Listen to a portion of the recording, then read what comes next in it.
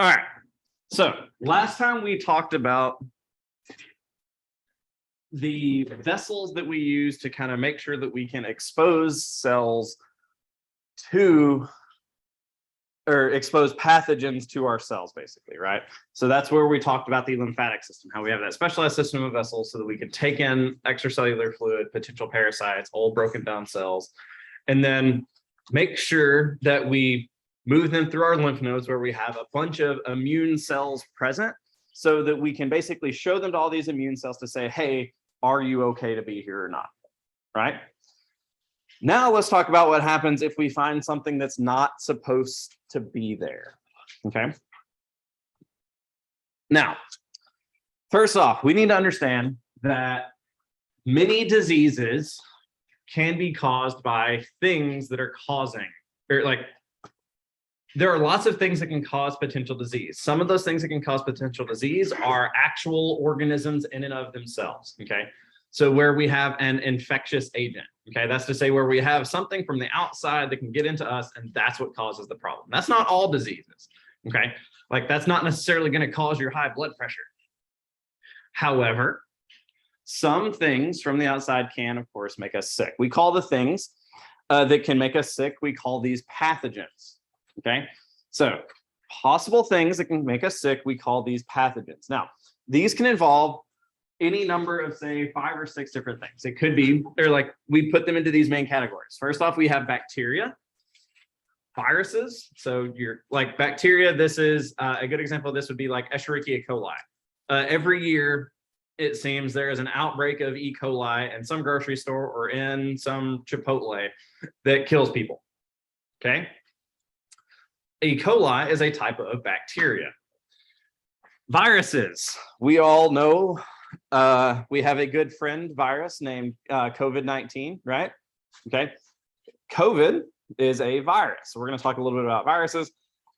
We also have fungi. There are protozoans, which are these single-celled animal slash plant slash fungus things that kind of defy putting them into any groupings. However, most protists, not all, but most protists are single-celled things. And the ones that can make us sick, at least the protists that can make us sick, tend to be single-celled. And then we've also got some different multicellular parasites. This is where we get things like worms, flukes, things like that.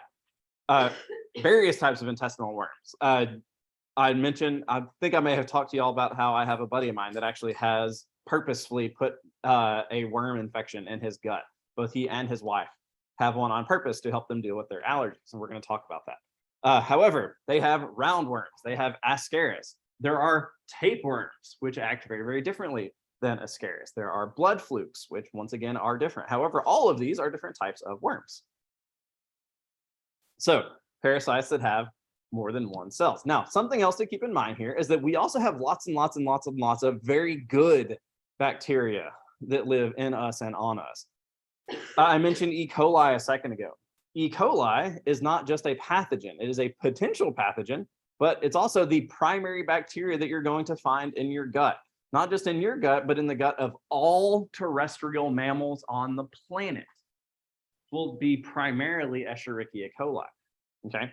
So not all bacteria are trying to make us sick. Not all viruses can infect humans. Not all fungi can infect humans or want to make us sick. Certainly not the case for all protozoans, and also not the case for other multicellular organisms, okay? It is just kind of a handful that have the ability to do this. All right. So first off, bacteria. Bacteria are pretty straightforward. Bacteria are single-cell prokaryotes, okay? When we say prokaryote, what this means is that they do not have a nucleus. So like, if you look at a human cell, so a basic human cell has a plasma membrane,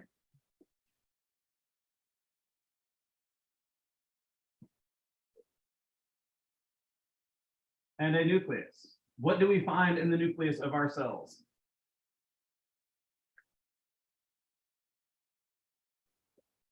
What is in the cell, or what is in the nucleus of a human cell?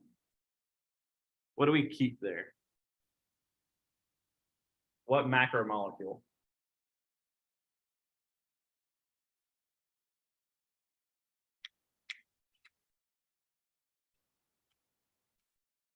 Chapter 3.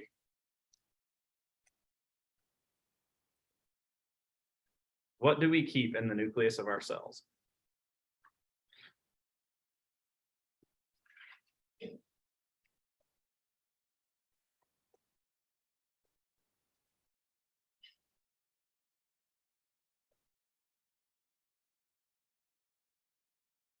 The word you're looking for is actually up here on the screen, but you'll notice that there's no nucleus up there. It's really not even a word. It's an acronym.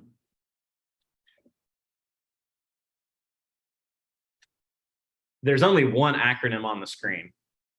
DNA. Okay. DNA, our genetic material, our genes, that is what is stored in our nucleus.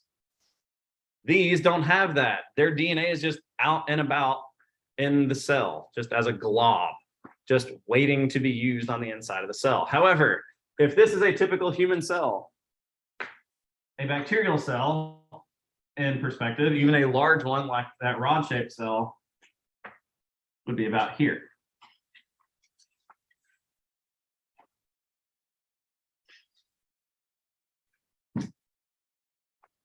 They tend to be on the order of 1/10 of the size of a human cell. They're small. They also have a plasma membrane, but that's actually not their outermost layer. Instead, their outermost layer is going to be what we would call a cell wall. So they have, in addition to their plasma membrane, just outside of that, they have a barrier that we would call a cell wall. Now, that cell wall is going to have things sticking out of it. What do we call the things that our body can attach, or that our proteins can attach to? So what do we call the little proteins or little signaling molecules that our, like antibodies or our cells can attach to? What do we call these little surface things? Surface, what's the word? Starts with an A. Things that were on the outside of our blood cells. Antigens. Okay, so we have surface antigens. Okay, so they're small. Their DNA is just going to be found as like a coil on the inside. It is not found in a nucleus. Okay, now, because their DNA is not found in a nucleus, this makes their cellular division process faster. They can divide really, really fast. It helps that they have a much smaller genome than humans, okay? They also don't have a bunch of other junk. Like, we don't just have plasma membranes and nuclei. We have lots of other organelles, right? It could be anything from mitochondria or a Golgi or an endoplasmic reticulum, right? We have lots of other stuff. They don't have those. The only organelles that they have that we also have are the sites for protein synthesis, which remember were ribosomes. These are shared. Okay, so they also have ribosomes. Their ribosomes are a little different than ours. Okay. Now, most bacteria, and by most, I mean the vast majority of bacteria, are completely harmless. Okay. We all probably think of it like, you've probably seen like Lysol commercial that says kills 99.9% of bacteria or something like that. And they try and make you think that that's a good thing necessarily because it kills the bacteria. Bacteria are scary. Most bacteria are not. Most bacteria, if you were to put them in, like eat them on your food or something like that in a reasonable concentration, are not going to hurt you. However, some of them can, okay? Some of them can hurt you at low concentrations. Some of them can hurt you only if you take them in at high concentration. So dosage really matters here as well. Now we have different types of bacteria. There are kind of three major shapes. This is a rod-shaped bacteria, so we call this a bacillus. There's also one that's shaped like a little sphere that we'd call a coccus. So things like streptococcus, staphylococcus are going to be these little spheres. And then we've also got coils that we would call a spirilla or spirillum, okay? Now, some of the bacteria, though, that can make us sick or some of the illnesses caused by them can be very, very, very, very bad. Okay. Raise your hand if you've ever had food poisoning. Was that fun? Nope. That was from a bacteria. Now, the bacteria that you got depends on how you got your food poisoning. If it came from mayonnaise, well, it's just because, well, that stuff got left out, and that turns out it's a great way to grow a lot of food. Okay, so that was probably staphylococcal food poisoning. However, there are other types of food poisoning that could have come from someone not washing their hands. Lots of different ways to have a population of bacteria that is too large in our food for us to fight when we take it in. It gets into our intestines or it gets into our body, and we have to fight it off after it starts growing. So it gets a little bit of a head start. So it can make us very, very sick. Okay. Clostridium is actually one of the ones that can cause food poisoning. Clostridium tetani is one that can cause tetanus. If you have ever like cut yourself on something outside and you go to the doctor, like, hey, we're just going to give you a tetanus shot real quick. That is to actually stop this particular bacteria from being able to make us sick, okay? Or at least make it easier for us to fight it off. Most of us have likely had strep throat infections. Strep throat is caused by a bacteria that looks like this. So it's basically spheres and these little chains, okay? So this would be strep. So strep means chain. So streptococcus would be a chain of these coccus shapes. So these infect your tonsils, or they get into those little tonsillar crypts and they start to grow before you have a chance to fight them off, and you get a strep throat infection. And we all know that those are no fun. However, we can take things like antibiotics to kill these. So when we say that something is an antibiotic, that means it is a drug that is designed to kill bacteria. A drug that is designed to kill bacteria. Did I say that they are a drug that is designed to kill anything?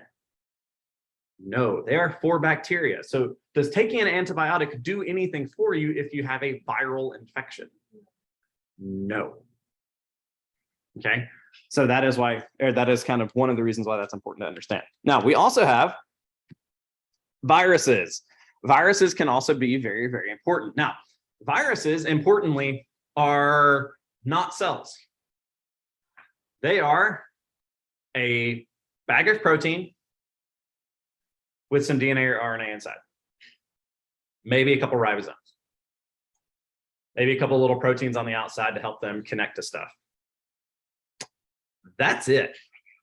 There's nothing to them. So going from here, this is a human cell, right?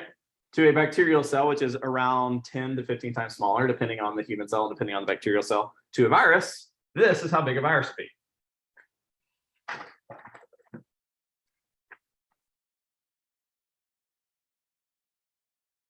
$10 or 15 times smaller still. They are freaking tiny. Why are they tiny?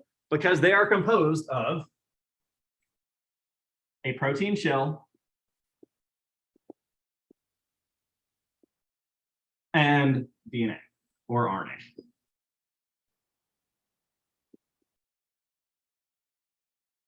You don't need much. You don't have to be very big. If all you are is a bag of protein with some DNA inside, you don't have to be very big, okay?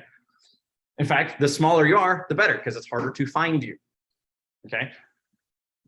So these that tend to be very, very, very, very small, okay? So much so that you will not get to look at any of them under our microscopes in here. That's because they're too small for us to see with our light microscopes, much less at the magnifications that we have y'all use. Even at 1,000 times magnification, they are very hard to see. Even the largest viruses, like the megaviruses, tend to still be so small that they're difficult to find. These are tiny. Now, I realize that saying these things may be like, okay, like how small are they really?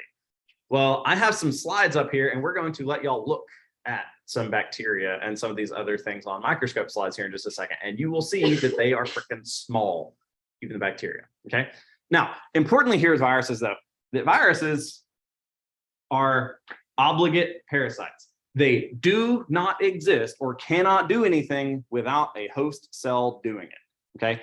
In order for the virus to reproduce, in order for the virus to make more DNA and make more protein shells, it has to enter the cell, or at the very least, the DNA has to enter the cell. Now, there's like, I drew it down here on the bacteria just to put it into perspective. But there are different viruses that infect different cells. We've all heard of HIV, right? So HIV is one particular virus, okay? It attacks not just humans, okay? It attacks one type of white blood cell in humans, but not just all of your white blood cells, not even just T lymphocytes, which is what it infects. It infects very specifically the T4 lymphocyte. One specific type of T cell is what it infects because it attaches to one thing. That's because on our little protein shell here, there is one little pokey thing, or like one little extracellular protein, not even extracellular, one little signaling protein on the outside that it is looking for. And this structure only fits to one particular structure in its host. Okay, these tend to be very, very specific. Okay, so much so that you cannot take human immunodeficiency virus and infect, say, a goat. You might be able to infect a gorilla with it, or might be able to infect a baboon. But even then, it wouldn't work nearly as well as if it were a human, because they're just different enough that it can't attach. Viruses are very, very specific, okay? Now, in order to get rid of the virus, though, we have to find it according to these things that are on the outside, which means, say you take in a virus, that virus has a chance to get in and infect whatever cells it can infect. So say it's the COVID virus. It infects cells of your respiratory tract, and particularly your lower respiratory tract most of the time. So it gets in there and it starts infecting those cells, and that's how it increases in concentration. If you take in one of those viral particles, the only way that we can fight it off is to have one of our cells come up and recognize this and say, oh, okay, I see this thing. Now I understand what it is. Now I can fight it. That process takes time. That process of delay is what happens when we get sick. We're sick for a few days until our body figures out how to fight it and like, okay, now we figured this out and now we can get rid of these things. That's what's happening when you're sick, though, is because you're letting this thing come in and it just takes over your cells for a little while. Okay, because when that virus comes in, it basically says, hey, lung cell, you stop doing lung cell things. Now your job is to make more of my DNA and make more of my protein cells or protein shells. Basically, it's there to now make more virus. Now, good examples of this would be things like, well, like I said, COVID, the common cold, chickenpox is another virus. That's varicella, Ebola, lots and lots and lots and lots of viruses. However, once again, these things tend to be very, very specific. However, we are making millions of them oftentimes, okay? Which means we have a lot of chances to get things wrong. So say we're trying to make these DNAs, or like it gets in our cells and it's trying to make new cell or new virus DNA. Every time you make a copy. So if I told you to write down a sentence, like the sly fox jumps over the snarling tree, I'm trying to think of like one of the little typing ones, okay? Every time you try and type out that little typing sentence, do you make mistakes? Of course, if I told you to type it 100 times as fast as you possibly can, you're going to make mistakes. Every time you make a mistake in this DNA, something can happen to this protein where all of a sudden it's not this shape. It may be a 1 in 1,000 chance, but if you make 10,000 of them, that means it's likely going to happen where all of a sudden this thing now has a different shape. Which means now you might not be able to recognize it. Now your immune system be like, that's not the same virus, and then just leave it alone.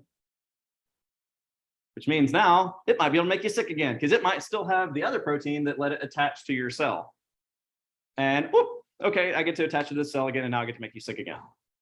We've made a new strain of a virus. The reason that it was so important for everybody to get vaccinated and stuff for COVID was to try and stop that from happening as many times as we possibly could. The fewer times it gets to replicate, the fewer changes this gets to make, which means the lower likelihood that we have that all of a sudden we could cause a new infection in someone else.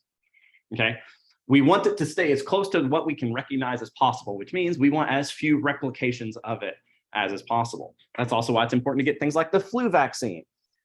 Okay, it is not just for your own health and safety that you get your flu vaccine. It is for the health and safety of everybody else around you. Because if you get sick with the flu that comes out of you is different than the flu that came in. Which means you all of a sudden may make a new strain that the vaccine doesn't work against. So that's part of why it's so important for us to get our vaccines and stuff, is so that this stuff doesn't change. The fewer replications we have, the fewer changes they make, which means the vaccines and stuff like that can be more effective. Okay. It's not just for you, it's for everybody around you, because you're acting potentially as a new source for a brand new virus, which means you can start everything all over again. Does that sound fun? Do you want to be the person that's responsible for starting things all over again? No, probably not. Now, there are also funguses. We're not going to talk too much about funguses in here. Mostly, or like nothing, and even the depth that I just talked about here. That's because funguses are freaking weird. There's a lot, and they don't necessarily follow all of the other rules of things that are alive or even semi-alive. They're strange. Some fungal cells will actually have multiple nuclei, and the best part is the nuclei, those multiple nuclei, may not all match. They're very strange. Some funguses are. However, the ones that we're worried about in here, the ones that can make us sick, tend to be fairly simple. They tend to just be single nucleus deals. These are going to be things like molds, yeasts, as well as some particular spore phytes. This one right here is a typical yeast, okay, where we're going to grow in these long rods that we might call hyphae. And then we're going to have these little spores, which is where we make new ones, okay? So these are basically a spore in terms of a fungal lifespan. Is basically like a little miniature fungus. When it finds somewhere that looks like it's nice, a good, nice place to live, that's basically to say that it's somewhat warm and it's wet and there's food, it'll grow, okay? This is actually why yeast infections and things like that can be so obnoxious, and why we tend to get them in places that stay moist, okay? So anything that's exposed to the outside environment, but where there's also moisture, these tend to be places where we can get yeast infections. This is places like our mouths, our respiratory systems, our genitalia, things like that. Women, when they're breastfeeding, will oftentimes get yeast infections around their nipples and things like that, because those areas are moist, okay? And there is food. So anywhere there's food, these things can grow. Whenever that happens, though, these release enzymes that cause inflammation. This is also what makes those yeast infections suck, okay? Because they cause a bunch of inflammation that causes us to hold on to fluid. This causes us to have a big immune response in these places, which means we cause a lot of pain, okay? Inflammation usually means pain, because we're putting pressure against those pain nerves, right? Like those pain sensing nerves. And when you put pressure on them, they say, hey, this hurts. Okay. So anytime we have inflammation, that also means we're going to follow that up with pain. So they can be quite obnoxious. In bad cases, some people will even get really, really bad fevers due to yeast infections and things like that. My wife had mastitis a couple times, especially with our first kid. Her fevers spiked up to 104 a couple times. She worked a couple times with 104-degree fever. She's insane. Whereas me, if I have one that's like, if I'm like 99.5, I feel like I'm dying and I'm completely useless. So no tolerance. But yeah, anywhere where we have mucosal linings, these can infect those. So we end up with some fun things happening there. Lots of inflammation, lots of pain. These are real fun. This is Giardia. Okay, that's what this particular protozoan is. So a protozoan is basically going to be a eukaryotic cell, much like an animal cell. However, they do not have cell walls. So these are actually going to look a lot like animal cells. However, they have some characteristics of some animal cells with the other organelles that they have. Some of them, like this one, this is just a single-celled protozoan. These have flagella like a bacteria, and they swim around. So this one just swims around, and then basically in an infection, it will dig into your tissues, cause lots of pain. This one, like I said, is Giardia. This one causes massive stomach cramping, super high fevers, can cause blood into stool in some cases, vomiting, all kinds of fun stuff like that. Another good example of this would be malaria. So these are really, really bad diseases. Malaria and Giardia both, or actually malaria comes from getting stabbed by a mosquito. Giardia is dirty water. Cholera is actually a bacterial thing. So one of the reasons that drinking dirty water can be bad, though, is because of these little protozoan guys right here. The fun bit is that this one used to be drawn with a little smile, because sometimes there will be a little protein that lines up right around here, this midline, and it looks like it's smiling at you while it's killing you. I actually had a buddy of mine that had, on a single trip to the tropics, he got Giardia and malaria on a single trip within like a week and a half, one another. He was only down there for like a month and a half, but he was sick for half of it. Once with Giardia, once with malaria. They were doing work in streams, and I think he accidentally swallowed some water even and got sick from it. All right, and then finally, we also have multicellular parasites. This is where we have things like worms. So this one right here is a blood fluke. So this would be a little tiny worm that swims through your blood. This one right here is Ascaris. So this is one that grows into big concentrations in your intestines. So it eats kind of your fecal matter and things like that. That's what it lives off of. And then we also have tapeworms. So tapeworms are easily identified because you have all these little segments that can kind of break off. You break off one of these segments, it can grow into a new worm. So these basically are parasites because they live off of nourishment from the host. So these are really fun, okay? Now, another example of this would be something like a prion. So a prion is basically just protein that is folded incorrectly. However, because it's folded incorrectly, when it bumps into another of the same protein, it can sometimes cause that one it bumped into to make its new shape. So that's how they tend to grow. A good example of this would be mad cow disease. That's also what makes this freaking terrifying. Taking in a single prion of mad cow disease is enough to give you mad cow disease for the rest of your life. And it does nothing but get worse. It does not improve, it cannot improve, and it only gets worse. And it is completely degenerative, always and forever, and it eats little holes in your brain when it changes these little shapes. So like your brain side literally shrinks and gets these like holes punched through it, like these little tiny pores and stuff. Yeah, super fun. And it's called mad cow disease because you go crazy a little bit. So not real fun. This is also why it's important, one, to never, ever, ever, ever, ever eat brain. Should you ever eat brain? No, you do not eat brain because that is where these things would be in high concentrations. You also don't typically want to eat meats that are prepared in places that could potentially damage the brain. Anytime brain matter gets onto meat, that actually has a chance of transferring that prion disease to you. That's why actually in all of the facilities and things like that that process meats in the United States and in most of Western Europe, they basically don't do anything with the heads, basically, or at least not with the cranial vaults themselves, specifically to make sure that the cranial vault and the brain and stuff like that always stays intact so that we don't have to worry about that. But that's because that is a great way of transferring things like mad cow disease. And once again, cooking the food does nothing to stop it. There's a message in chat that says the good news is the rest of your life is fairly short with mad cow disease. I mean, kind of true. I think it's kind of like Alzheimer's in a way where you can live for a pretty good while with it. However, it's bad. I think it's bad. All right, so what we're going to do now is we're going to take a little bit of a break. I realize I just talked for 20 minutes for one chapter, or at least one section of the chapter before we talk about the fun stuff. But that's because this stuff is really fun. So what we're going to do now is I'm going to give you all a chance to practice with your microscopes a little bit, and we're going to look at some of these diseases. Okay, so we're going to look at some of these agents that can cause disease. So I'm going to bring around some slides. I have a bacteria-shaped slide for every table. There are 3 shapes on here. I've also got a plasmodium. Here's a giardia. Here's a trypanosome and an amoeba. Here's a plasmodium. Okay, so what we want to do is we basically want to look at these and just kind of basically just look at them. I would start with the giardia or the plasmodium if it were me. Okay, that's because the bacteria are going to be small. I want us to kind of remind ourselves of how to use our microscopes. Where does your stage need to be positioned when you start this process? All the way up. All the way up. What lens should be in place? The shortest one. So you'd start with the red or the yellow. Y'all are probably good enough now where you can start with the yellow. Okay.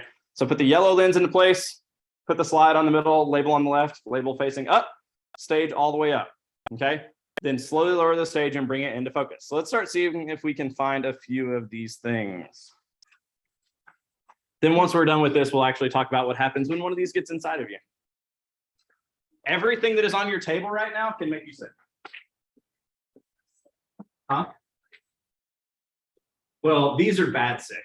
These aren't like you get the sniffles. These are, it feels like your intestines are trying to become your outtestines. It does sound terrible.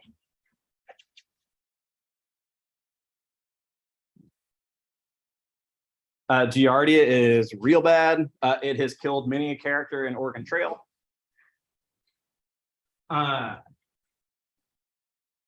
Amoeba. So one of the reasons that tell you not to swim in, say, East Texas lakes or Florida lakes and stuff like that in the dead heat of summer is because you can get these flesh-eating bacteria, which are amoebas. Or actually not amoebas. Flesh-eating bacteria is a bacterial thing, but we also have amoebas that will grow in there as well when things get really, really hot and they kind of leak into your ears and they start eating stuff inside, replicating and doing all kinds of fun stuff. Killing people. I think someone actually died from swimming in Lake Tyler last year because they got an amoeba in their brain. Fun stuff. And the best part is that not all of these are easy to fight. I told you all about antibiotics, right? Antibiotics fight what kind of infection? Bacteria. We need antivirals to fight viruses. However, what does the virus particle use to make more virus? It uses the host cell, right? Which means it is using your cells and your cell machinery, all of your cellular processes to make more virus.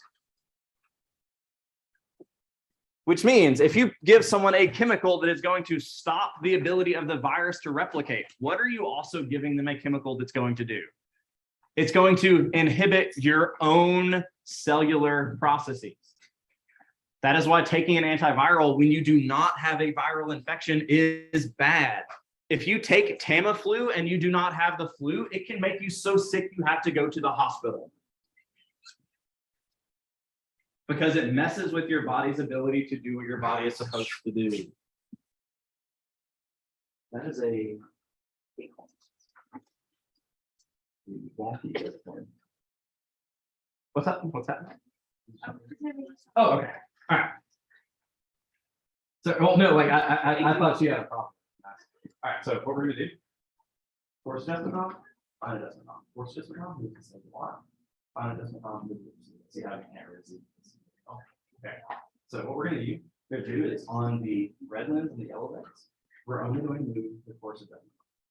Okay. Once you think you have found something, and you kind of want to fine tune it, you use the fine.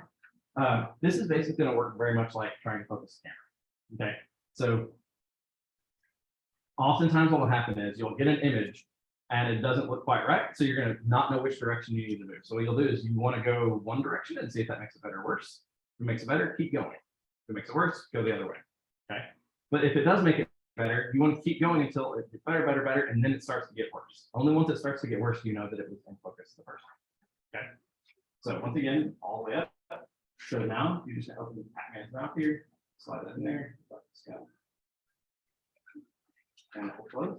All right, now to move the specimen and kind of look around, we're going to use these two little knobs right here. So these are our mechanical station controls. So we just want to make sure that it is centered as best we can.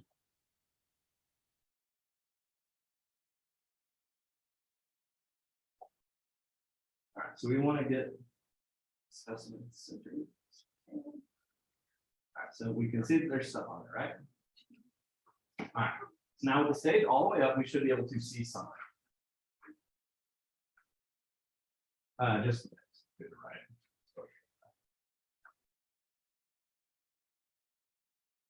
All right, so now what you're going to do is I'm going to grab that force adjustment knob. All right, now look through, and you're going to slowly turn the force adjustment knob towards you.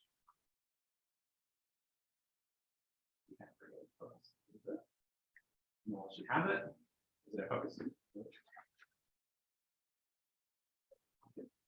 All right, so now what we're going to do is move up to the next magnification.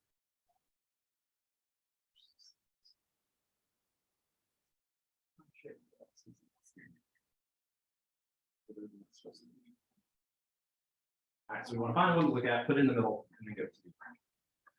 All right. Now you can use the big one again, but now the big one just kind of gets you close, get it close with the big one, and then you can kind of use the fine adjustment to really polish that one off. You're just looking for something where the it's a smear, so there's gonna be blood cells. So you're just looking for something that's not.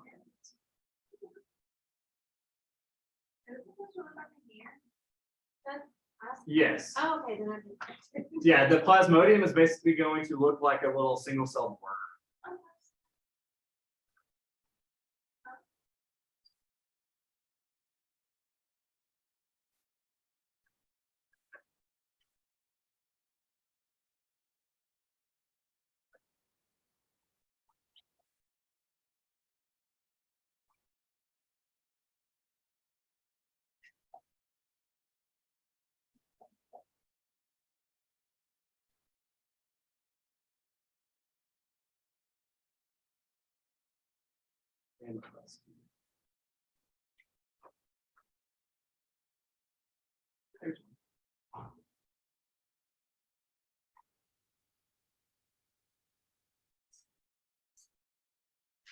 Part of this is also just kind of a review on microscope use, but also just because it can be fun to look at some of these things.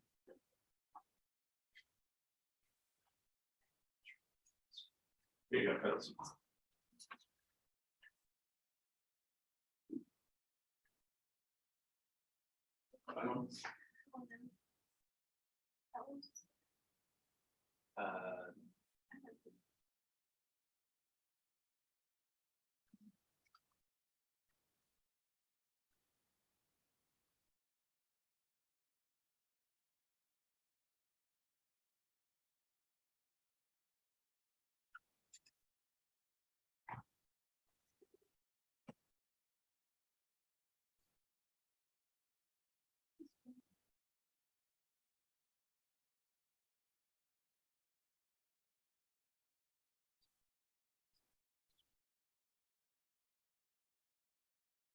maybe.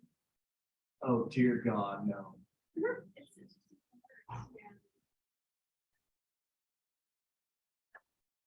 Oh, they made someone write a song about the brain or something in it to that rhythm, which is honestly even more horrifying.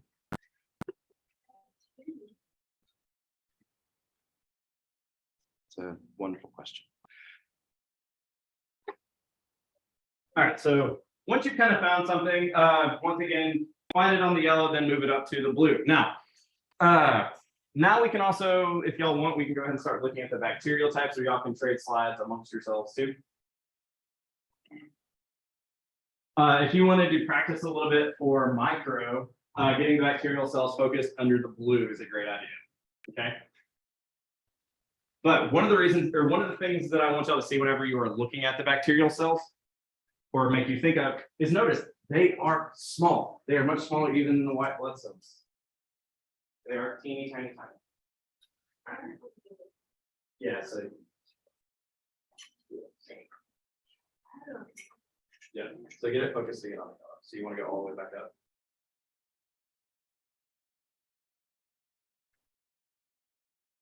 Did you find AJ already smiling at you?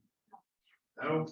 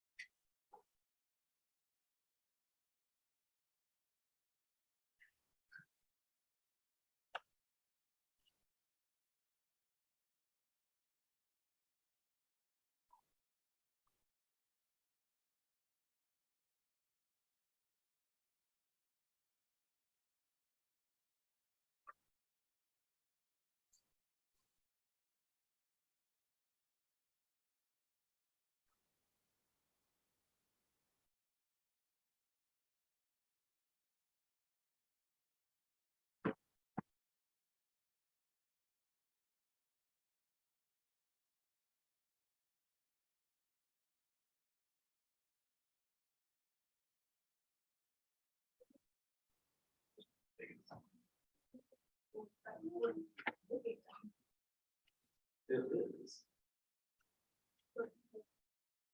Yeah. Yeah, so it goes to the blue. We have to turn our light up a little bit. And remember, it's going to be within a half a turn in one direction. So you just probably just direction. All right, so I'm going to say it out of focus just to get it back in focus. Okay.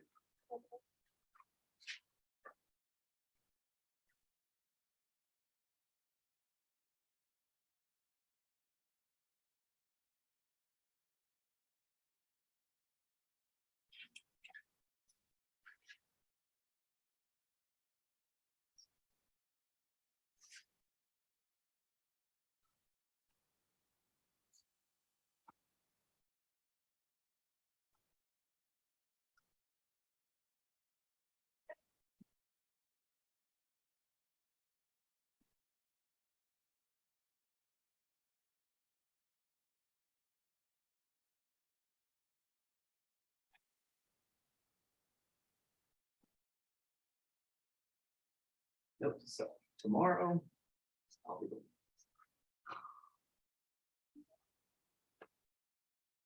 That's not your fault.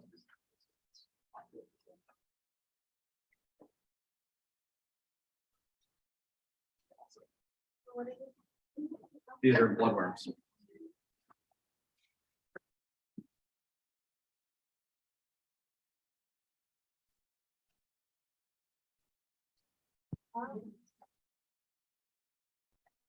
Yeah. Now, when you go to the blue, you'll be able to see I get nervous them. I get nervous.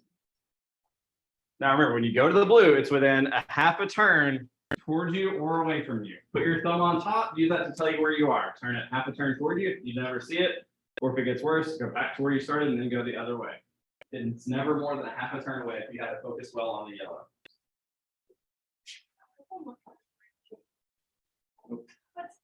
What is that? It's just. I don't know. It looks pretty cool.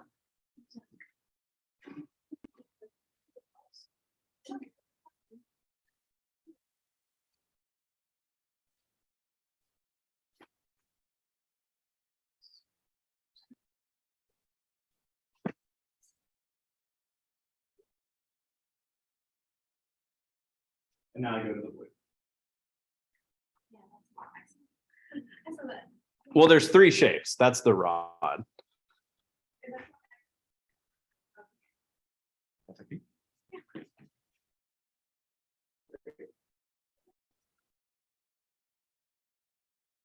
That's it.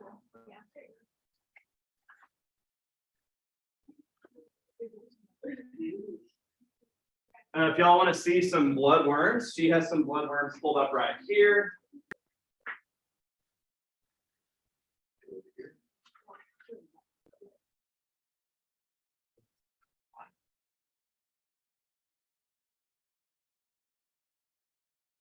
No problem. This is like the already slide.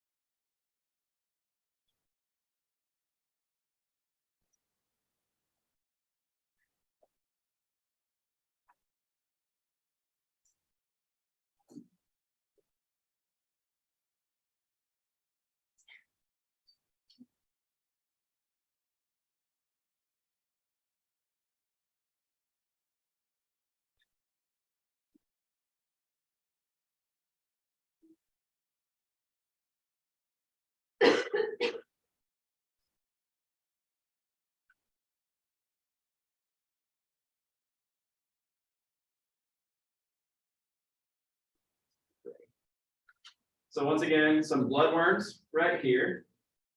And what I'm going to do is, since there are 3 bacteria slides out.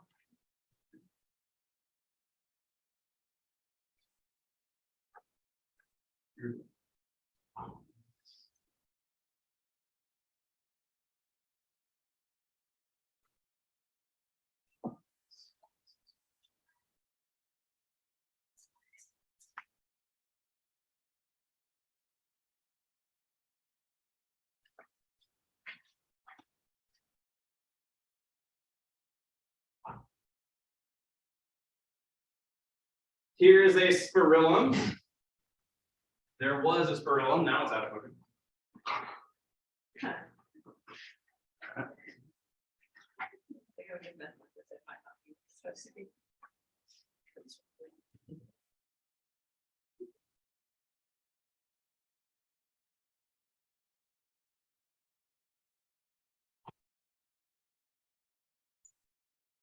Here is a staphylococcus, so a staph infection.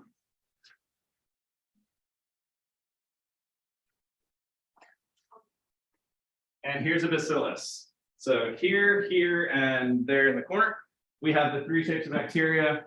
Bloodworms there. See if they're top end.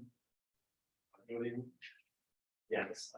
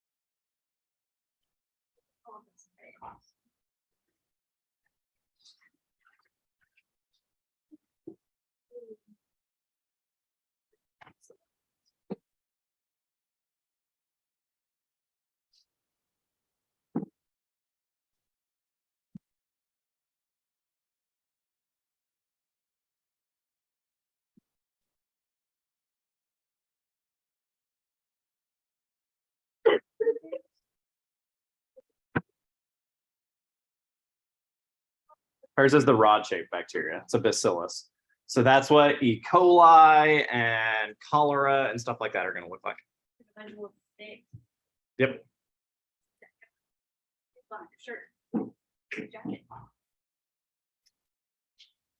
Just a lot smaller, sure. Yes, this one grows in chains. That's why it looks that way. Hmm? Mm-hmm.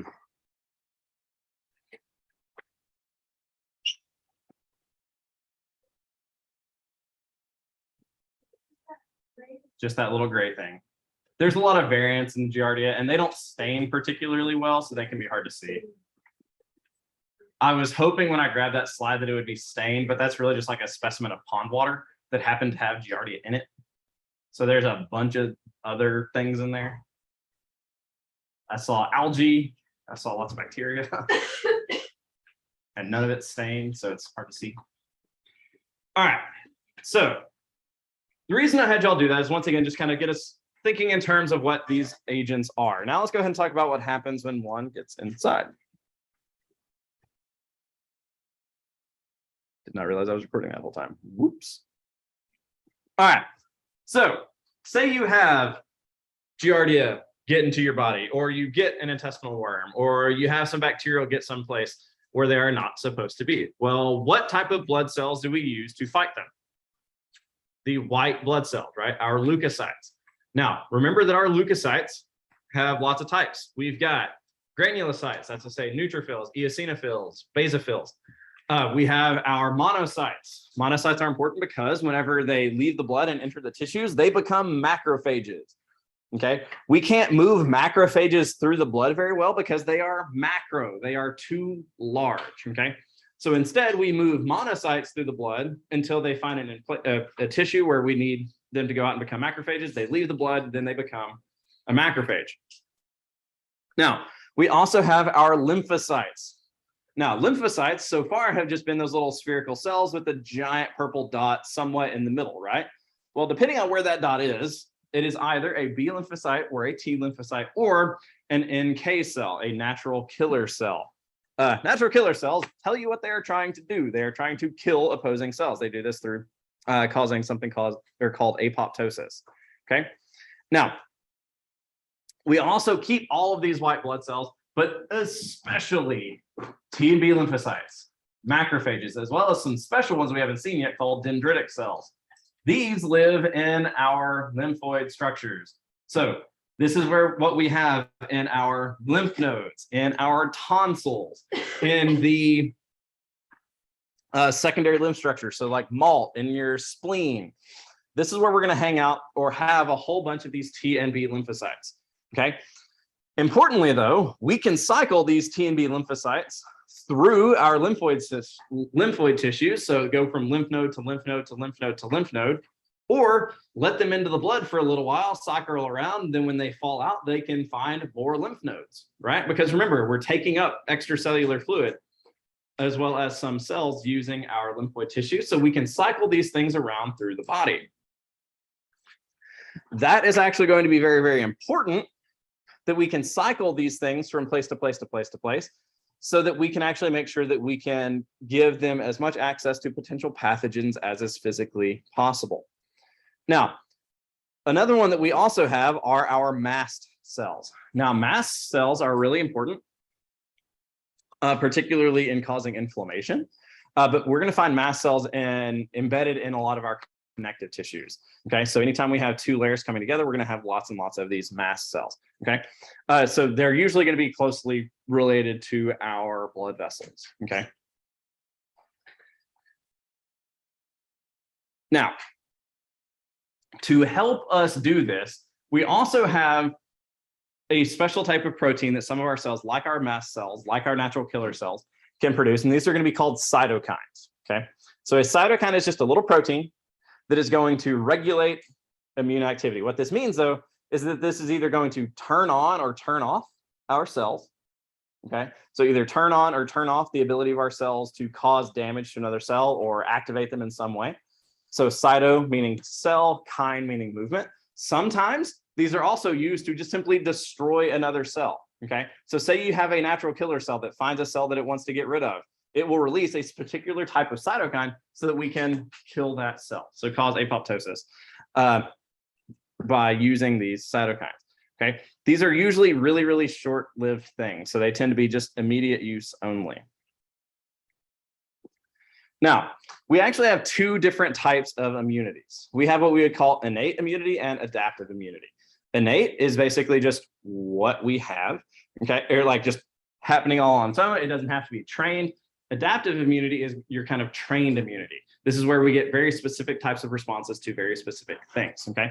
So they differ in the cells that are used. So innate and adaptive immunity are different in the cells that are used. So if I were to ask you, say, in a test question, compare and contrast innate immunity and adaptive immunity, that you would tell me which cells are involved in which, how specific these cellular responses are. So basically what is happening in those cell responses, okay, as well as what mechanisms we're about to use to eliminate things. Time also matters here. However, one thing that people don't always keep in mind is that say you get an infection, so say you get your strep throat, you don't use just an adaptive response to get rid of it. You don't use just an innate response to get rid of it. Instead, you will always eliminate invaders using both, okay? So they always will work together. So innate immunity is the immunity that we have the moment you are born and until you die, okay? This is basically going to be your membranes. So exterior membranes and mucosal membranes, their whole job is to keep things that are outside, outside, keep things that are inside, inside, keep the environments separate. They are barriers, okay? Also, they are non-specific, okay? Innate immunity does not care if something is a worm or if it is a bacteria or if it is a staphylococcus or a streptococcus. It does not care. Instead, it is just worried about preventing outside things from getting in and keeping inside things from getting out, okay? So it kind of provides an immediate sort of response. Now, adaptive immunity is a little different. Instead, adaptive is going to respond to an antigen in a very particular way. It will respond to the antigen very specifically using a specific T cell and a specific B cell. However, importantly with adaptive immunity, it can take several days to be effective, okay? It takes a little while to train your cells against the particular invader. Now, the first thing that we're trying to always do, like I said, though, is prevent entry. We have our skin, that is to keep the outside out and the inside in, right? Very few things can penetrate that. To do that, you have to stab through. We also have lots of chemical barriers on the surface of our skin. We secrete sweat and we secrete sebum. Sebum feeds our good bacteria while also making it difficult for other things to get in. We release enzymes and stuff like that onto our skin to help, once again, kill stuff that gets onto the outside.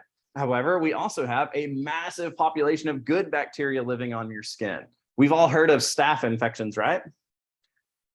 Right now on your skin is a massive population of Staphylococcus epidermidis.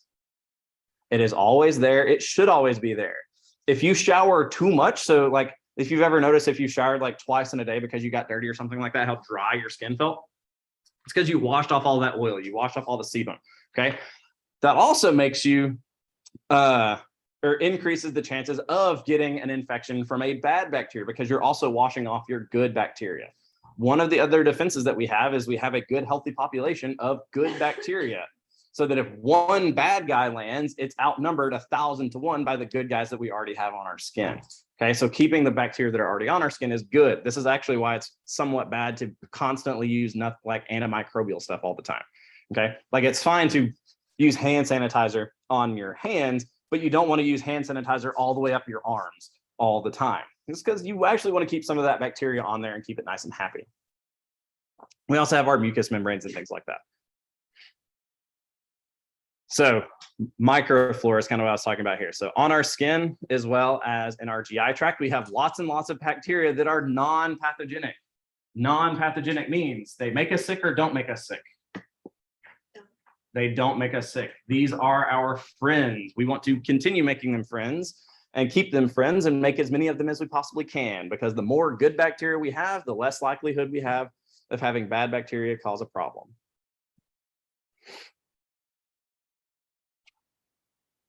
Now, our second line of defense, so should things get in, we also have immune cells, antimicrobial proteins, inflammation, and fever. These are all things that are non-specific. Okay, so our natural killer cells just see a cell and say, hey, that's not me, and try to kill it. Your neutrophils see a thing that's not you, and they try to kill it. We produce lots of antimicrobial proteins. We have inflammation, which is a process of kind of healing areas, but also kind of making things worse for invaders. And fever, we raise a temperature, so we try and kill stuff by making things too warm. So let's look at some of these non-specific things. So here we have our dendritic cells. So they call these dendritic cells because they look like they have these little dendrites sticking off of them. Okay. So these will basically find invaders and flag them using these little proteins that we see right here. Okay. So they will present the little invaders or pieces of the invaders that they found on their outside, so they can say, hey, this guy's a bad guy. This is a bad guy. This is basically like someone from the neighborhood watch walking around door to door and saying, hey, have you seen this person? Have you seen this person? Have you seen this person? Or like your neighborhood Facebook groups, like, hey, like houses have been getting broken into, or we have a porch pirate. He looks like this, right? That's basically what's happening here with our dendritic cells. Our macrophage right here found an infectious agent and it literally eats it. It like wraps it up. So phagocytosis, then breaks it down using enzymes on the inside of the cell. So if it finds an invader, it's like, hey, you don't look like us, we eat you. Okay, that is non-specific. We also have things like basophils and mast cells. These are important because they cause inflammation. Let me repeat, basophils and mast cells promote inflammation. Basophils and mast cells promote inflammation. Okay, basophils are found in the blood. Mast cells are found in connective tissue. Basophils in the blood, mast cells in connective tissue. What they are going to do is they're going to find a particular place that has been wounded, and because it has been wounded, we're going to see some chemicals in those areas basically getting released. Particularly though, basophils and mast cells are going to secrete histamine and heparin. Okay, histamine, heparin, and eicosanoids. Histamine, heparin, and eicosanoids. Okay, these are each going to cause all of the processes that we call inflammation. Okay, histamine increases vasodilation. So what do we think is going to happen when we vasodilate? Do the vessels get bigger or smaller, or openings get larger or smaller? If your pupils dilate, they get bigger. Okay, so raising or opening the vessels means we're going to have more blood going through. Okay, more blood and more fluid going into the space. Okay, so more blood, more fluid. Heparin acts as an anticoagulant.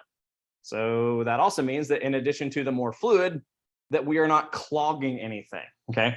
We basically want to keep fluid moving in and keep fluid moving constantly into the area. So it tends to kind of add on itself, okay? Then we also have these eicosanoids. These are important because these are basically going to act as positive feedback for this, okay?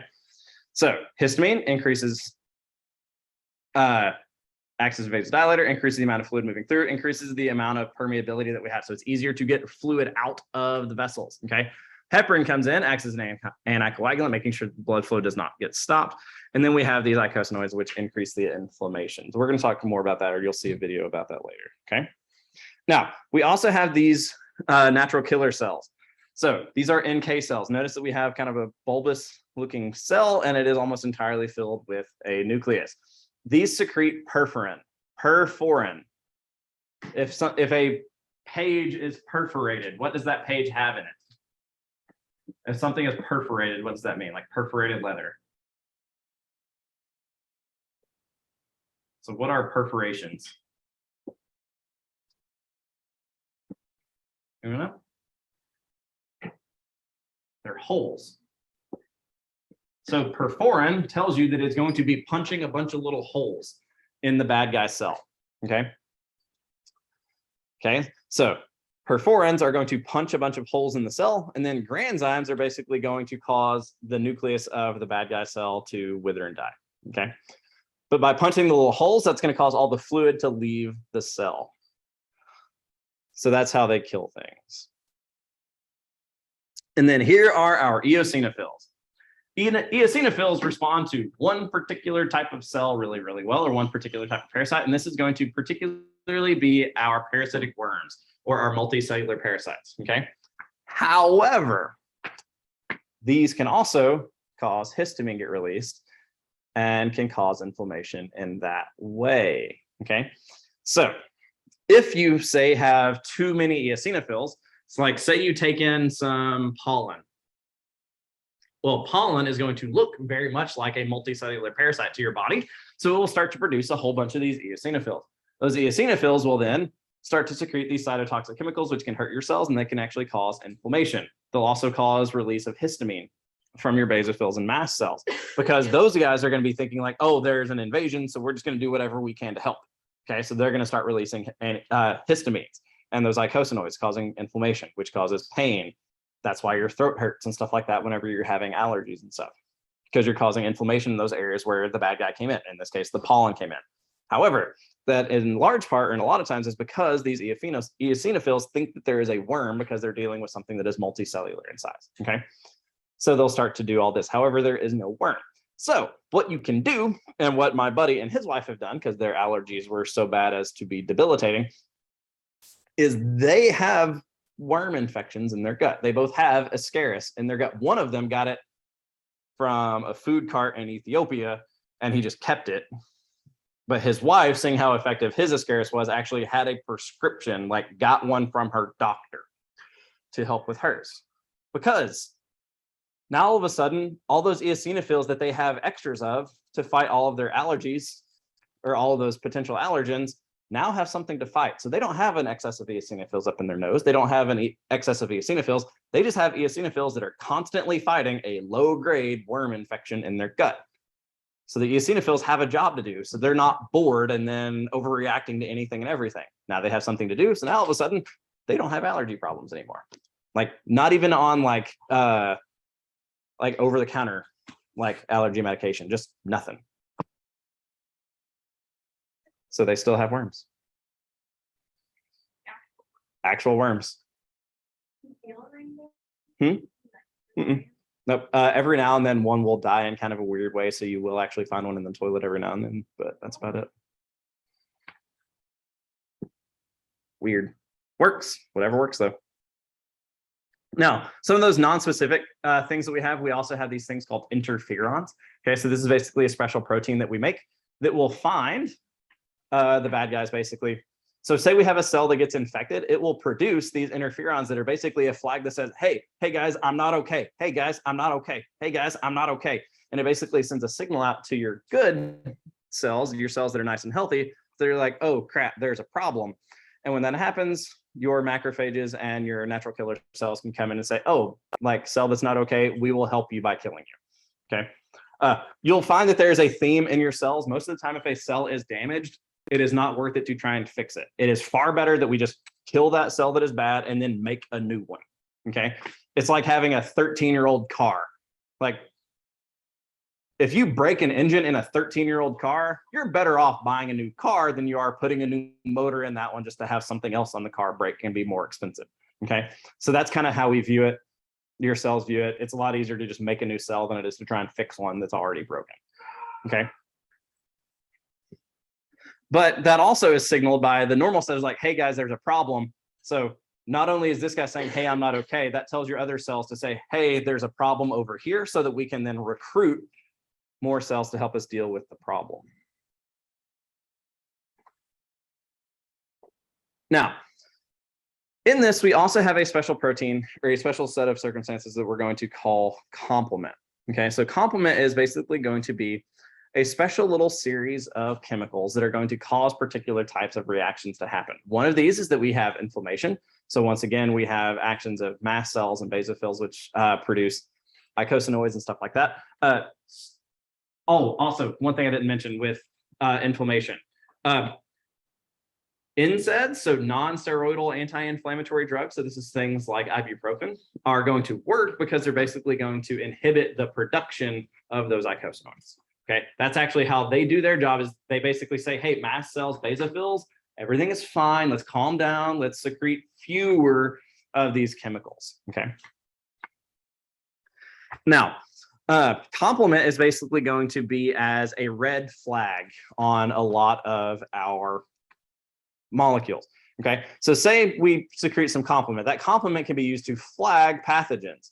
Okay, so in this case, we would call this opsonization. So complement comes in, binds to the pathogen, and then that basically tells the macrophage, like, oh, this guy is a bad guy, let me eat him. This one right here, complement can also be used on the surface of our red blood cells to say like, hey, oh, wait, there's a problem, let me eliminate this. It can also bind to bad guys and just cause destruction in and of itself, causing cytolysis. Okay, so complement is this basically big set of proteins that we can use in different ways.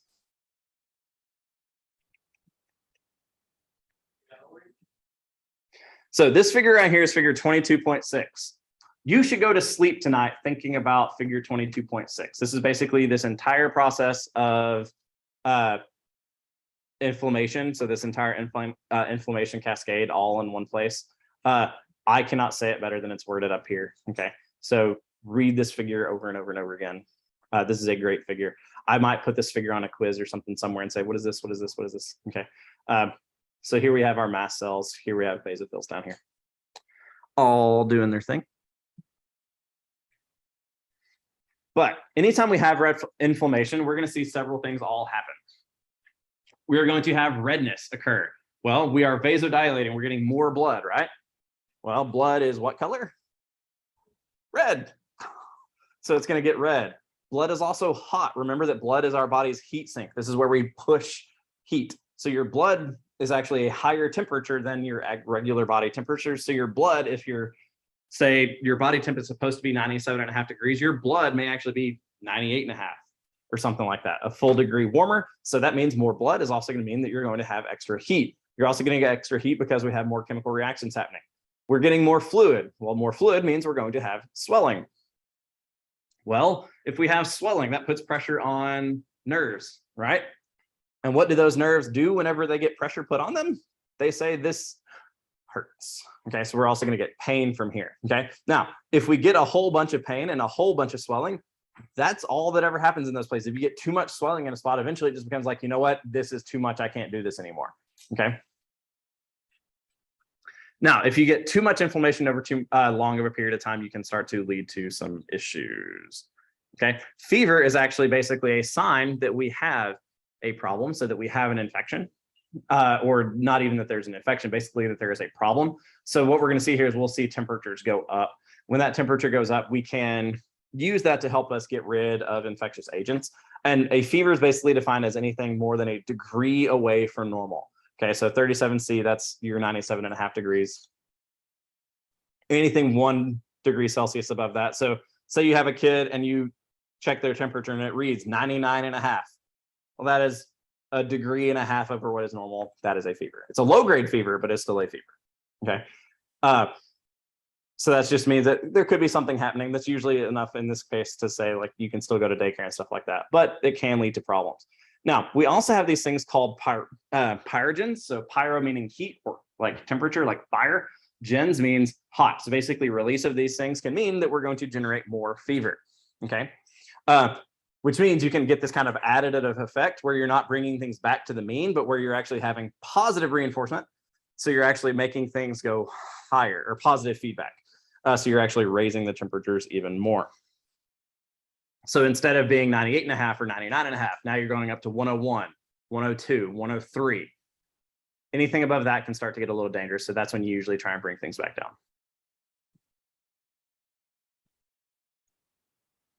Now, there are some risks associated with fever. It is good in a lot of ways. So low grade fevers can actually be quite helpful. They may suck to have, but they can be helpful. However, if it starts to get into the 103 range, this means that you probably need to treat it, or 102 even, usually means you start needing to treat it. If it gets above 103, 104, this is when you actually need to seek active help, okay? That way they can help you bring it back down. Because you can have seizures once you start to get real high, because your proteins start to break. All right, okay, here we go. This is the fun bit. This is adaptive immunity or cell-mediated immunity, okay? Now, adaptive immunity is going to involve our lymphocytes. Now, we have two major classes of lymphocytes. We have T lymphocytes and we have B lymphocytes. T lymphocytes are going to be what we call cell-mediated immunity. B lymphocytes are going to be what we call antibody-mediated immunity. This means B cells are responsible for antibodies. All of your COVID vaccines were to train B cells. They were not to train your T cells, okay? Now, that does not mean that these are two completely separate pathways and they don't ever talk. They do, because your helper Ts here are going to be very, very important. These are going to secrete chemicals called interleukin, which activate your plasma cells. Your plasma cells are the ones that actually produce your antibodies. So these are a particular class of mature B cell, okay? T cells basically are going to say, hey, we have a flag on a cell. I recognize the flag. Let me try and kill the cell, or let me secrete a chemical that is going to make more of the things to help us kill the cell. So we either have training cells or destroying cells. Helper Ts are basically the trainers. Cytotoxic T cells, well, cyto cell toxic kill. So these are basically your killer Ts. These will then actually find the invader that they are trained towards and kill it. However, they are trained to a particular thing. So what do we call the proteins that are on the outside, or the molecules that are on the outsides of these chemicals that we can recognize? They're the outsides of the cells. What do we call those flag molecules? We call those antigens, right? So these are going to be effective against a particular antigen. They're not effective against a particular pathogen. Pathogens have antigens. These are effective not against a particular pathogen, but they're effective against a particular antigen. So the antigen then is basically the flag on the outside of the cell that you can then recognize to say, hey, this is either us or not us. It's usually a protein or a sugar. Big thing. So it could be a protein or a sugar on the outside of a virus. It could be a protein or a sugar on the outside of a bacteria. It could be a protein or a sugar on the outside of a worm, or a protein or a sugar on the outside of a fungus. It is still going to be a protein or a sugar on the outside of a thing. Or it could even be a protein or a sugar on the outside of one of your cells, whether that is a cell that is producing an abnormal one, or a cell that has started to secrete an antigen on its surface that says, hey, I am not okay. We showed you that one a second ago where it was the cell saying, hey, there's a problem. Hey, there's a problem. And that cell died, right? That's the whole point, because we want them to say, hey, there's a problem. Hey, there's a problem, so that we can recognize it. Sometimes when your cells become tumors or they become cancerous, they will secrete one of these proteins onto their surface that says, hey, there is a problem, specifically so that they get destroyed. Usually when someone has cancer that is like being treated, a problem will have occurred in that they're no longer producing enough of these antigens for your body to be able to get rid of them all, or at least be able to recognize that there is a problem. So one of the areas of research in trying to help cure particular types of tumors is to try and fix it where those cells can make it easier to flag themselves, or make it easier for us to flag those cells as a problem so that we can use the body to eliminate them. That's because if we see one of those flags and that flag is not us, that flag is not Matt Mosley, your body will be like, F that guy and kill it. Okay, that is its goal. Like, oh, this is not me. Well, it is automatically bad guy, die. Okay.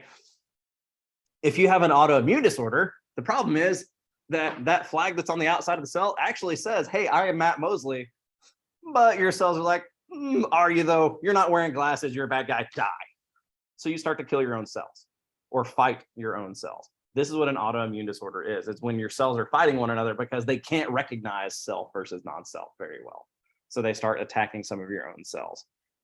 That's also why they're so hard to fight, because it's like you're telling the signals start to get a little crossed. Okay. So once again, we have here, we'll say that this is a potential pathogen. On the outside, we have potential antigens. Notice that this one looks kind of like a little inverted triangle. This one's like a little, or this is just a triangle. This one's an inverted triangle. This one's got like a little doodad. Okay. So we can have different types of antigens all on a particular potential pathogen. So this virus may have multiple proteins on the outside of it that we could potentially bind to. The COVID virus has something like 4 or 5 distinct proteins on the outside of that protein capsule that we could bind to. However, the vaccines and stuff that we are using to target it are a particular are to make our body make a particular antibody to fight one of those proteins. The protein that we are fighting those also happens to be the protein that this one uses to infect our cells. Because for every one of these, it has it for a reason. This spike protein may match a particular receptor on one of your body's cells. And that is what that virus would use to attach to you. Okay. So these little spikes on the outside of the potential pathogen aren't just self or non-self. They may be using these as their key into your car. Okay. If you have enough keys, you might find one like, oh, wait, this one works. And then it might have an entrance into one of your cells. Okay. So that means we have different things that we can use to target it. Now, what we see here is these little Y shapes are what we're going to call antibodies. Okay. So anytime you see one of these yellow Y shapes, we have an antibody. Now, on these antibodies, we're going to have antigen binding sites. These have to be shape specific. Okay. They are shape specific to match a particular antigen on a cell. Okay. So we have antigen binding sites that activate or respond to particular antigens. Now, another thing that we would call here, those antibodies, sometimes you'll see these called immunoglobulins. Okay. I know that's not up here.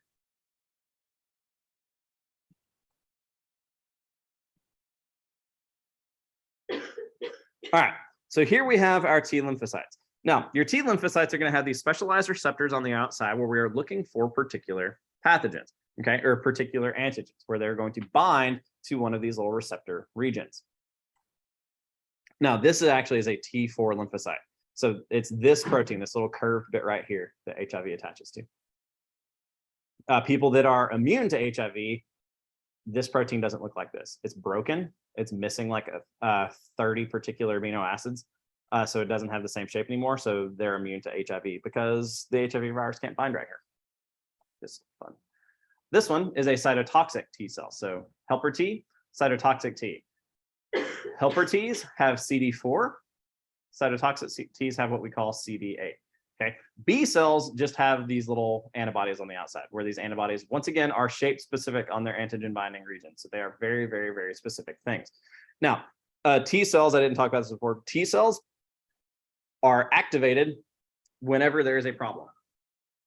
Those natural killer cells, when they kill a cell, that's what's going to tell everybody, hey, we have an issue. That's basically like one of your neighbors saying, hey, someone stole a package off my door. This is what they look like.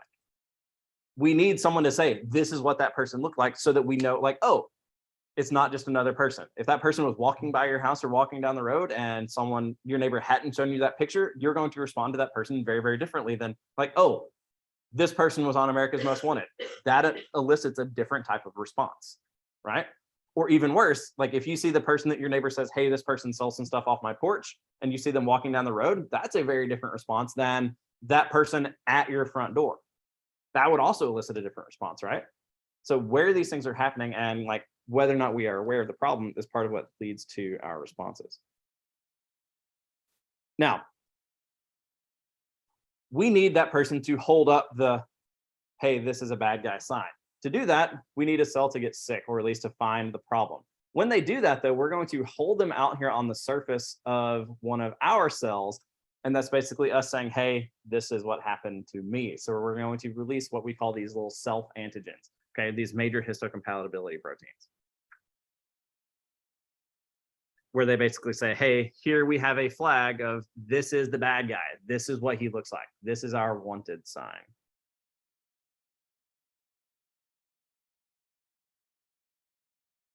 Now, what that wanted sign does, though, so here we have our dendritic cell. It is now showing us our wanted sign. It can then talk to one of our T cells, and now our T cells are like, oh, we are now on alert, okay? You're now paying attention. Because you are now paying attention, that means your response can now be very, very different. So we have to be paying attention here. Now, where do we get to our T cells? We get to our T cells through our thymus. That is why they're called T cells. T for thymus. This is where they're going to mature. They are pre-T lymphocytes before they get to the thymus. Out of the thymus, this is where we're going to be making killer Ts and helper Ts. So this is where they mature. This is also why it is so, or why we have a much larger thymus in a child than we do an adult. Because what is happening when we're kids? We are going to school, we're going to daycare, we are getting exposed to anything and everything that is possible because we're eating things off the floor in Target. All of those kinds of things. We're exposing ourselves to as many possible antigens as we possibly can. Why? So that we can fight them off. We are training our immune systems just as much as we are training our body to read, okay? So we are training it in a lot of ways so we can make more of these T cells so we can respond to more things. Now, once again, we're going to cycle these things through all of our lymph nodes. Now, B cells are going to be a little different. B cells get trained in very much the same way. However, B cells, instead of needing to bind the particular cell in order to kill it, they just secrete antibodies. So a killer T might be able to kill a handful of bad cells in its lifetime. A plasma cell can secrete tens of thousands of antibodies against the one bad guy that it's trained against. Very specific. Now, it sends out those antibodies so that it can do particular things like making them jump into these little clusters. So let's talk about that. Because I know I'm running out of y'all's patience. I can see y'all getting tired, and I'm sorry. There's some fun stuff to read here, but all right. So say we have a B cell. This is a naive B cell. That's to say it has never found its bad guy before. It's just a B cell waiting around. So you have never been exposed to COVID or the spike protein on the COVID molecule, but you have a B cell that has a receptor that could potentially match it. Because whenever we are growing, we are trying to make as many possible variable regions as we possibly can on these immunoglobulins so that we can basically respond to anything that is possible. So we make hundreds of thousands of different types of these things. Well, once we find the right antigen, we're going to then go through a process of saying like, okay, this receptor works. It can find the thing and bind to it, but it also doesn't bind to us. That means, cool, we can use it. So then we have now got a trained B cell. It's like, okay, cool. Let's remember this. Let's store that particular person's face in my memory to say, okay, this is a bad guy. But then the rest of it is like, we're going to make a bunch of these plasma cells so that we can make antibodies to fight it. So now we not only have a cell that is trained, we remember what it looks like. So the next time it comes in, we can take some of these and make even more plasma cells. So over and over and over again. This is why things like vaccines are so important, because vaccines make us have this ready to go. We don't have to train them. We don't have to select for all these processes. This process right here, like finding the thing that binds it and then making sure that it doesn't bind our cells before we produce a whole bunch of them, this can take a few days. Instead, we come over here and we're ready to go. So then the next time that protein comes in, it binds and like, oh, it's present. That cell will immediately start making new plasma cells and immediately start producing antibodies. So we jump ahead that process 3 or 4 days. So now all of a sudden, when you get exposed to the COVID vaccine or COVID virus, your body's like, oh, I know that guy. That's a bad guy. It's not a golf club. It doesn't bend. Whoops. I'm going to tell on me too. Cannot believe that just happened. It just, oh well. I've used fishing rods and golf clubs and they don't break because they're not wooden and they flex. Either way, they move and they're like, that's a bad guy. And they immediately respond as hard and as fast as they possibly can. You start secreting antibodies literally the moment that your body recognizes that the virus is in your body. Another thing that is also happening here with these B cells that are floating around. This naive B cell may be found in a lymph node right here one day, and then there's only one of them. There might only be 1 or maybe 10 of them total in your entire body for that particular protein when they're naive, or floating around. It might be found in this lymph node another day. Well, if you breathe in the virus, but your cell that can respond to it is down here in this lymph node, is it going to see it? No. So that means that virus has a chance to infect your cells and make more of it before you have a chance to even recognize that it's in your body. So after you have these things trained, you now have a bunch of these B cells, and now they're found everywhere. So once again, it's a lot easier to recognize if this thing gets into your system. When it does, we make the antibodies and we start to kill stuff. So let me show you what happens when we find antibodies. Or actually, let's talk about antibodies for just a second. All right, now what an antibody is, it's basically going to be 4 big proteins. We have big chains called heavy chains, and we have light chains on either end. But the ends of our little Y shape here, we're going to be calling the variable region or hypervariable region. These are basically putting the proteins together in different ways so they have different shapes. Those different shapes are going to be what we call the antigen binding site, where we are looking to have a very specific shape. This is cedar. Where they are very specific shapes. Because they are very specific shapes, they're going to respond to a very specific antigen shape. Now, this stem region down here is always going to be constant. Okay, so this part, so from the bottom half of the arm and all the way down to the stem, this is going to be constant. It's not going to change. And these are just held together with some bonds between the chains. Okay, so this is our stem. Now, your cells will attach to the antibodies down here at the stem region. So this thing binds the antigen. And it can bind more than one at a time. So say you have a bacteria here and it grabs onto it. It can also grab another bacteria over here and hold them together. And basically make them move into these big clumps. Okay. So we can make them move into these clumps. Well, we call that agglutination.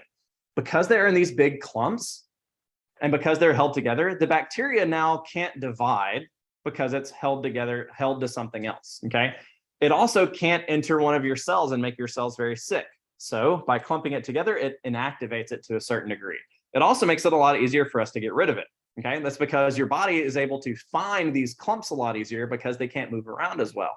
Okay, it's like, oh, there is a big, like, say there you see a traffic accident on the highway. It's a lot easier, like you can tell that there's an accident once there's a squad car and a fire truck and an ambulance all in the same spot, right? There's a bunch of stuff happening. There's a big clump. It's a lot easier to see than if just there's a car that's pulled over on the side of the road, right? So that's basically what your body's going to see. Now, say we have a virus and it has a whole bunch of these spike proteins on the outside. Well, every one of those spike proteins that we bind an antibody to is one spike protein that can't bind to a cell, okay? Which means it's a lot harder for this thing to do anything, so we are neutralizing the cell. We can also take things that are soluble by sticking them together into these big clumps. It can sometimes make them where they're insoluble. Imagine taking like a brick of salt versus like some really, really finely ground salt. Which one's going to dissolve faster in water? Like a bunch of really finely ground sugar or a giant crystal of sugar? The little ones. Or even ice. Like you go to Sonic because Sonic has those little bitty pieces of ice. But those little pieces, do they melt faster or slower than a big piece? Faster. Okay. So the same idea is happening here. By clumping them together into these big things, it can actually sometimes make them just fall out of solution so that we can get rid of them. We can also use that to bind to complement, which we can, by sticking to complement, once again, we're making an even bigger flag.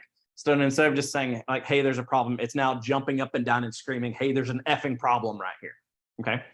Or we can send a signal to our phagocyte that says, hey, this is a bad guy, and we eat it. So by binding these antibodies to it, we can basically elicit lots of responses from our non-specific cells, okay? So they don't necessarily kill something directly, they still allow us to get rid of it by initiating the response from our other cells, okay? All right, so the last thing we're going to talk about then are the different types of antibodies. We have 5 different types. Easiest way to remember the 5 types is GMADE, okay? GMADE. So we have IgG, IgM, IgA, IgD, and IgE, okay? Now, the most common of these is our IgG. That is our perfect little Y shape like we see right here, okay? This is the vast majority of them. This one is cool because it can do all of that stuff that we just mentioned.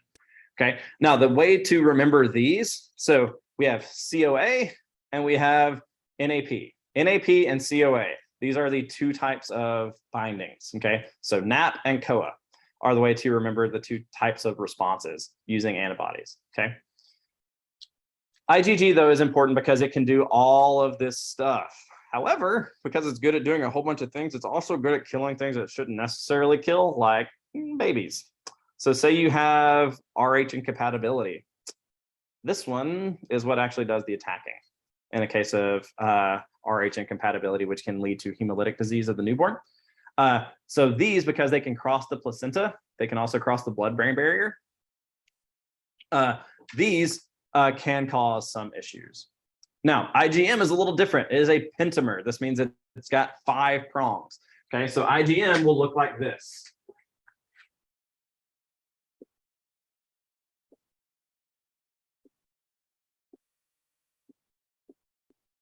So this is an IgM, okay?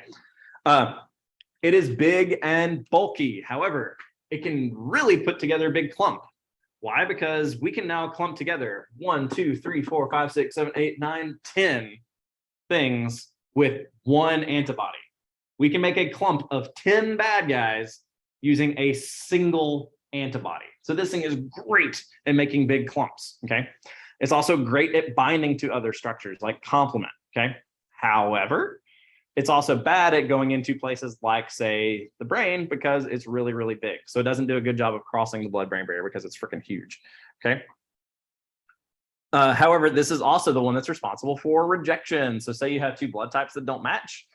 This is the one that causes the problems with the new blood because it can grab 10 bad blood cells and start to eliminate them 10 at a time, which is a problem. IgA is another type. This is another just kind of Y shape. Or sorry, no, not IgA. IgA is a dimer. So here we're going to have something like this. So this is IgA, okay? IgA, once again, we can bind 4 things now. So that means we're gonna be really, really good at agglutination once again, really good at making clumps, okay? IgD, this is actually just that Y shape that is actually on our B lymphocytes, just as a receptor. And then we have IgE, which is another Y shape. This one is really only for attracting your eosinophils. So this one is really, really great for allergic reactions. Okay, so we've talked about eosinophils and their response and allergic reactions. So IgE can attract those eosinophils. They're like, ooh, hey, there's a problem over here. Let me go over here and make it worse or make it better. Okay, now, importantly here, you can actually swap between types. Okay, not all types can turn into all other types, but you can actually go from being one type to another in some cases. Okay, it just depends on the type of cytokine that we are releasing that causes that to happen. So you need to, oh, I guess we can talk about vaccines. So I talked about it before where we have that kind of secondary response of making those antibodies. So this is basically a measure of antibodies over time. Okay, so your first exposure, it may take you 10 or 15 days to make all of your IgMs and IgGs that are going to be floating around your blood. Okay, and if IgG is kind of your primary response, IgMs are great at getting rid of stuff once we know it's there, but IgGs can take some time. Okay. However, it takes 10 to 15 days to make the antibodies from your first exposure because we have to find the thing that fits, make sure that it also doesn't bind our own cells and kill our own cells. That process takes a little while. Whenever that process is happening, so say you get a vaccine shot, sometimes during that first couple of days, you don't feel great. You don't feel great because that's what you're doing, is you're testing all of these things. Your body thinks that there's an invader, so you have this big response of like, oh, okay, here's this thing, here's this thing, here's this thing. But your body is constantly trying to test itself against it so it can figure out how to fight it. So it feels like you're a little sick in those first couple of days. But what you're doing is you're eventually getting to the point where, oh, look, we can now make antibodies against the thing. Okay. Now, the COVID vaccine, this is actually a little faster. That's faster because the COVID vaccine is basically telling you how to make the antibodies. It's just your body responding a little differently to that because it's like, oh, wait, hold on, what's happening? Okay. However, that's the first response. So it can take you 10 or 15 days to elicit that first response to be able to get rid of the invader. So you're sick for 2 weeks with the thing, like this cold that I have had now for about 10 days. Okay. Now, the next time I get this virus exposed to me, though, within a few days, but so oftentimes before the virus has actually had a chance to even make you sick at all, look at this massive spike in IgG and IgM after 5 days. But if it takes you 2 or 3 days just to start feeling the effects of the virus, or for the virus to actually start doing anything to your cells, you may get it gotten rid of. Like you may be able to recognize it, produce antibodies to kill it before you even have a chance to notice that it is there. And that's also not even to say that some of these IgGs stay in your blood for a month or 2 at a time, which means they're just going to kind of hang out, which means we can even speed this process up even more. Okay, so look at this kind of baseline level. This is why we get booster shots. We get booster shots so all of a sudden we have this presence of IgG in our blood a month and a half, 2 months, 3 months down the road. That's what those booster shots are for. And it's also so we have even more of those memory cells available where they're like, oh, I have 1,500 wanted posters posted throughout the neighborhood for this one person that's been stealing things. Okay.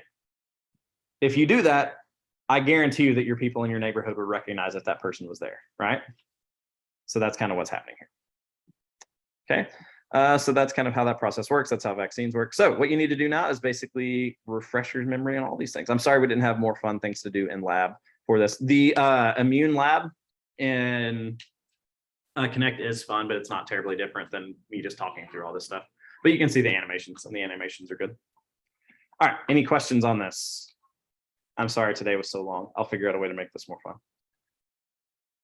But next time we get to like make y'all breathe fast, because we're going to start talking about respiratory system and all that. Everybody good? All right, wear your running shoes next time because I will make you run. Huh? With Monday. You don't actually have to run if you don't want to, but it will be more fun if you do.